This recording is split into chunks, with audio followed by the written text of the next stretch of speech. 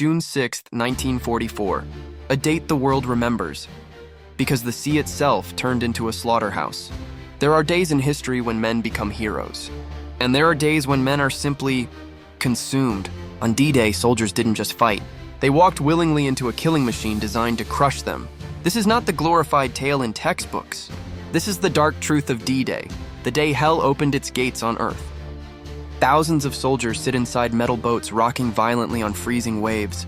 No music, no speeches, just silence, and the sound of metal clicking as trembling fingers load rifles. Some men throw up, some whisper prayers they hadn't said in years, some stare blankly, already dead inside.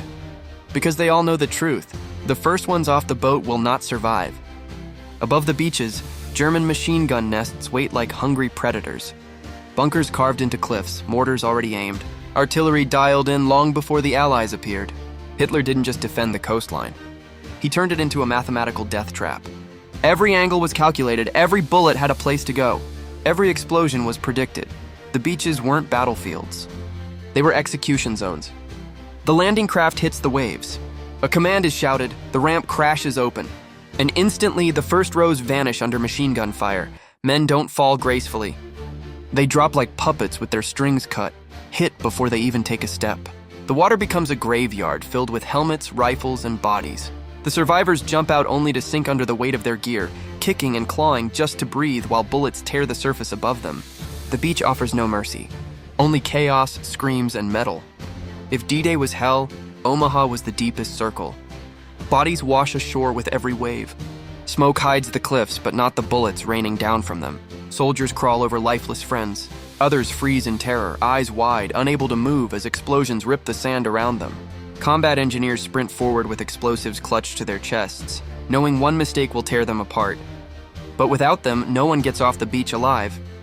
Hours pass. The beach is unrecognizable. A twisted landscape of metal, craters, and shattered bodies. Commanders are gone. Radios destroyed, squads scattered.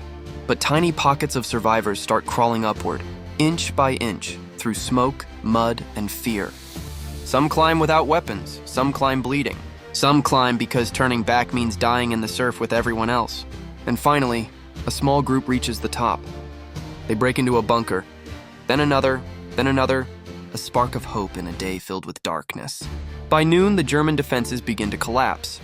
But the cost is unimaginable. Thousands never rise from the sand. Thousands more vanish in the waves.